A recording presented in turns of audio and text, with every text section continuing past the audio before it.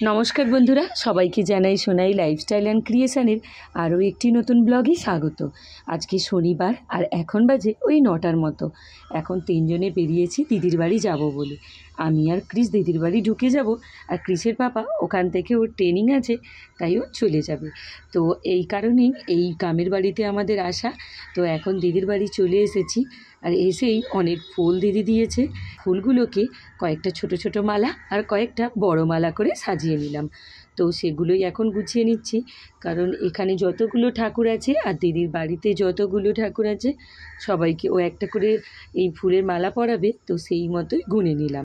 দিদি, রিক আর ওদের সাথে ক্রিসও চলেছে ওই যত ঠাকুর আছে সব ঠাকুরকে পূজা দিতে। তো এবছরে দিদি এখানে ওদের যে পঞ্চানন্দ পূজা হয় সেখানে একটা ঠাকুর দেবে। তো কিন্তু সেই ঠাকুরকে শুধু ফুলের মালা দিয়ে বা পূজা দিলে হয় না, ওরকম কিছু পূজা দিলে আশেপাশে যা কিছু ঠাকুর থাকে বা বাড়ির ঠাকুর থাকে সকলকেই পূজা করতে হয়। তাই ওরা প্রথমেই এই যে পীরের থান আছে সেখানে পূজা করছে। তারপর পঞ্চানন্দের পাশে যেসব ঠাকুরগুলো আছে, বট গাছ, মনসার থান, তুলসী মন্দির, যা কিছু আছে সবগুলোকেই একে একে পূজা করে নেবে। তো দিদি আর রিক তার সাথে ক্রিস তিনজনে গিয়েছিল। তো আমরা কজনে বাড়িতেই ছিলাম।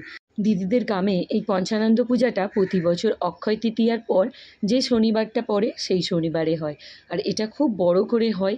আর এখানে গ্রামের সব মানুষ জড়ো হয়, আশেপাশের জনেরাও আসে, এমনকি আত্মীয় পরিজন সকলেই আসে। এই পূজাটা ওদের এখানে খুব বড় করে হয় আর ধুমধাম করে হয়। তবে প্রতি বছরই আমি এই পঞ্চানন্দ পুজো হয়ে গেলে রাতে খাওয়া দাওয়া করে বাড়ি চলে যাই। আপনারা সকলেই জানেন যে এখান থেকে আমার শ্বশুর বাড়ি খুব কাছাকাছি, তাই তো বিয়ের আগে যখন আসতাম তখন এটা আমরা থাকতাম, কিন্তু বিয়ের পর যখন থেকে এই পূজাটা হচ্ছে তখন থেকে আমি আসি আর রাতে চলে যাই। তবে এবছর এখানে থাকবো, কারণ এবছরে আমার ছোদ্দিও আসতে পারছে না, ওর ওখানে অসহজ পড়ে গিয়েছে। আর বদিরা যেহেতু ঠাকুর দেবে তো অনেক কাজবাজ পড়ে গিয়েছে, আর এমনিতেই সকাল থেকে উপোস করে আছে দিদি আর রিক ওদের, কারণ গণ্ডি কাটতে হবে। আর ওদের এখানে পূজা শেষ হতে প্রায় সন্ধ্যা হয়ে যায়, তারপরে গণ্ডি কেটে পুষ্পাঞ্জলি দিয়ে তবেই রাত্রি সেই 10টার দিকে খেতে পারে।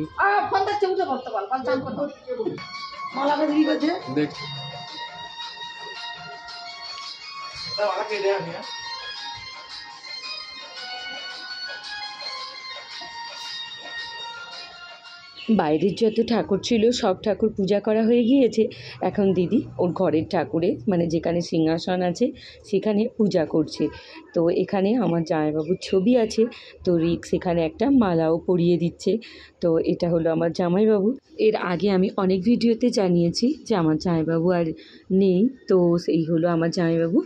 বদ্দির এখানে যে কটা গাছ আছে সব গাছে প্রচুর ফুল ফুটেছে, এই সবগুলোই ওর গাছের ফুল।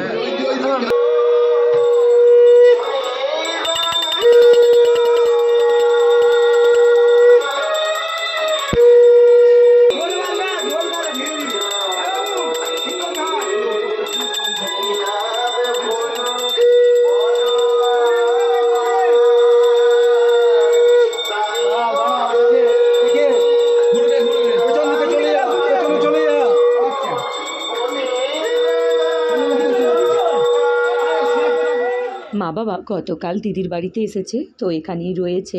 আজকে বাবা সন্ধ্যাবেলা বাড়ি চলে যাবে। আর একটু আগে দাদা আর বৌদি এসেছে।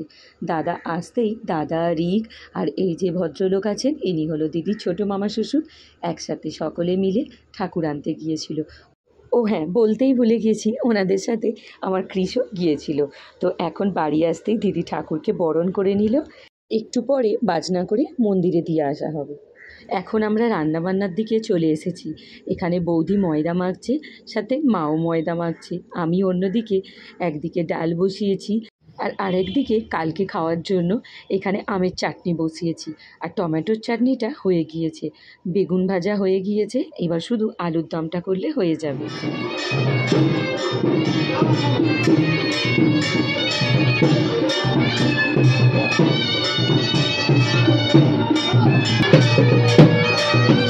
চলে যা, মামার কাছে চলে যা।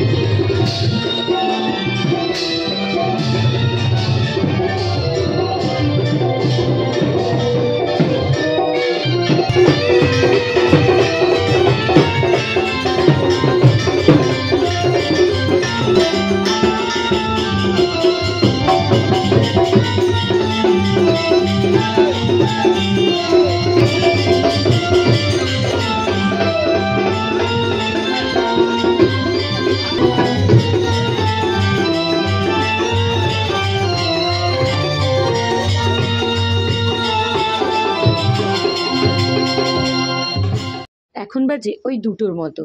তো এখন সকলে মিলে ঠাকুর দিতে আসা হয়েছে মন্দিরে। তো দেখতেই পেলেন 3 পাক ঘোরা হলো, হয়ে মন্দিরে ঠাকুরটা বসিয়ে দেওয়া হচ্ছে। আর এদিকে দেখতে পাচ্ছেন এই যে সবাই সেজেগুজে আছে, এনারা এখন পাঁচালি করবে। তো এই পাঁচালি গান হওয়ার আগে এরকম সাজগোজ করে মন্দিরে প্রণাম করে তারপর এখানে পাঁচালি শুরু হয়। তো আমাদের ঠাকুর দিতে দিতেই আরও একটা ঠাকুর বাজনা বাজিয়ে চলে এসেছে। আমরাই এখানে প্রথম ঠাকুরটা দিতে এলাম, তারপর পরপর সব ঠাকুর আসছে। আমাদের পরে দেখছি আরও একটা ঠাকুর আসছে। এখানে শুনলাম আজকে 5টা ঠাকুর পড়বে। আমাদের রিকে ছোটোবেলা থেকে মানত ছিল যে দিদি এরকম ঠাকুর দেবে, তাই এবছর সেটা হচ্ছে। আর রিক যখন ছোট ছিল সেই তখন থেকেই দিদি আর রিক জোড়ায় একসাথে গণ্ডি কাটে। তো এবছর ঠাকুর দিয়ে জোড়ায় গণ্ডি কেটে ওদের ওই মানত পূরণ হবে। চলুন ওখানে একে একে সবার স্মরণ নিচ্ছে। আর এইদিকে পাঁচালি গানের প্রস্তুতি চলছে। তো প্রতি বছর দিদিদের এখানে পূজায় বৃষ্টি হয়, এই বছর সেটা হবে।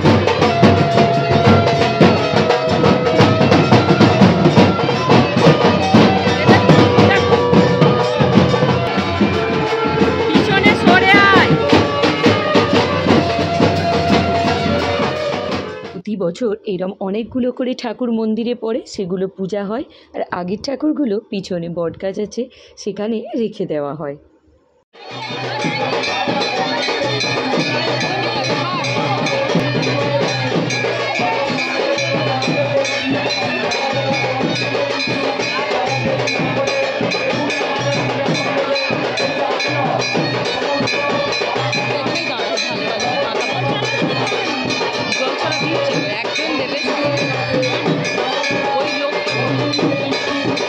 এখনই সন্ধ্যা 6:30 বেজে গিয়েছে, সকলে দণ্ডি কাটছে। তো দিদি আর রিকও কাটতে চলে এসেছে। দিদিদের এখানে জায়গাটা একটু ছোট আর অনেকজন মানুষ গণ্ডি কাটছে, আর সেই জন্য একটু প্রবলেম হয়ে যাচ্ছে। তাই কিছু মানুষকে গণ্ডি কেটে কিছুটা দাঁড়াতে হচ্ছে, আর একজনের এক পাক হলে আবার তারা দিচ্ছে। এইভাবে সকলে নিজেদের মানত পূরণ করছে। তো এই গণ্ডি কাটতে কাটতে দিদিদের প্রায় 1 থেকে 1.5 ঘন্টা সময় লেগে যায়। গত বছর এরম গণ্ডি কাটার সময় প্রচুর বৃষ্টি হয়েছিল, তবে এবছর সেটাই ভালো যে বৃষ্টি হয়নি, তাই সকলে ভালোভাবে দাঁড়িয়েও এই গণ্ডি কাটা দেখতেও পাচ্ছে।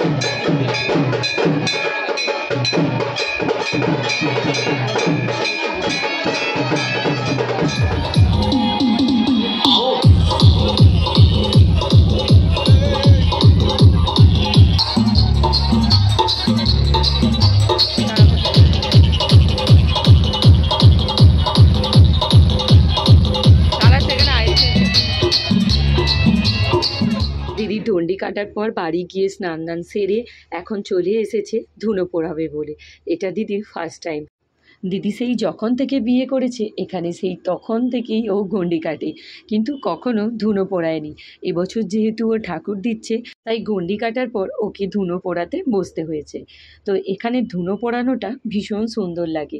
যেহেতু মিউজিক চলছে তাই আপনাদের আওয়াজটা দিতে পারলাম না, তবে অবশ্যই দেখবেন এখানে খুব সুন্দর এই ধুনোটা দিয়ে আগুনটা তোলে, যেটা অন্য জায়গায়ও আমি দেখেছি এত সুন্দর হয় না। আর বাবার বাড়িতেও মহোৎসবের দিন যেটা গণ্ডি কাটে সবাই, তারপর ধুনো পোড়ায়। আমার মাকেও ধুনো পোড়াতে দেখেছি, কিন্তু আমাদের ওখানে এত উঁচুতে আগুনগুলো তোলে না।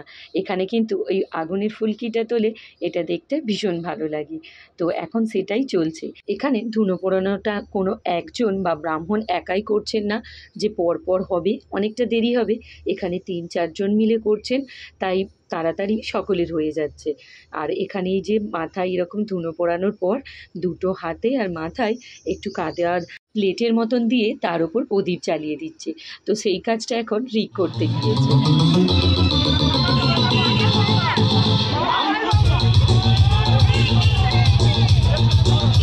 এই ক্রিস, কাছে দাঁড়াতে নেই, সরে আয়। দাঁড়াতে নেই বাবু, ওইটা চোখে পড়বে, সরে আয়। গায়ে ধুলো পড়বে, ধুলো। দেখতে দেখতে অনেকজনেরই ধুনো পোড়ানো হয়ে গেল। এখানে প্রায় দুটো লাইনই শেষ হতে চলেছে। এখন আমার দিদির পালা। ধুনো পোড়ানো হয়ে গেলে এরকম তাদের কোলে বসতে হয়, তাদের প্রণাম করে আসতে হয়। তো আমাদের সেই রকম পরপর সকলে আমরা এরকম দিদির কোলে বসে প্রণাম করে আসছি। তো আশেপাশের অনেকেও ডাকে, অনেকের কোলেও বসি আমরা। ক্রিস আর আমার দাদার মেয়ে অনেকজনের কোলে বসেছে। তো চলুন, এবার আমার বৌদি গিয়েছে আর বৌদির আগে আমি ঘুরে এসেছি। এখানে দেখুন অনেকজনই ওই রকম কোলে বসছে, যাদের যাদের হয়ে গিয়েছে। আশেপাশে একটু আপনাদেরকে দেখিয়ে তার কোলে বসে আছে সেই ধারে বউটা।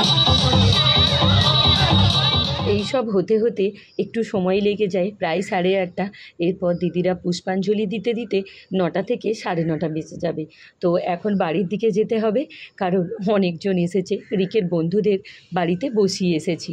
তারপর আমার শ্বশুরমশাই শাশুড়ি মাও এসে গিয়েছেন, আর কৃষের বাবা তো খানিকক্ষণ আগে এসেছেন। তো সকলকেই খেতে দেব। তো দিদিরা এখন ওখানে পুষ্পাঞ্জলি দেবে, তারপর ওখানে হরিলুট হবে। তো সেটা আর আপনাদেরকে দেখাতে পারবো না। চলুন এবার বাড়ির দিকে যাই, সকলকে একটু খেতে দিই। তো আজকের ভিডিওটা আমি এখানেই এন্ড করছি। ভিডিওটা আপনাদের কেমন লাগলো অবশ্যই কমেন্টসে জানাবেন।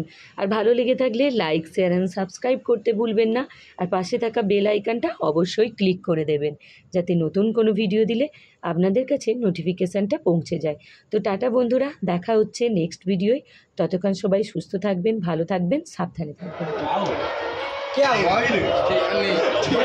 এটা হাত কি করতে নেই কেমন সেবার হ্যাঁ লাগো না কিন্তু এখন বাকি আছে এটা মুখগুলো ভালো করে দেখা তাহলে ছাড়বো তো ভালো করে দেখা ইউটিউবে দেখি বাবা এটা জন্তু সিংহা ইউটিউবে ভালো আছে ওর নাম জন্তু সিংহা এর নাম গোপু ওর নাম অতনু ওর নাম রিক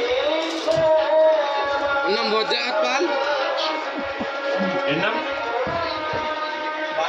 পরে বলবো ওর নাম বাদ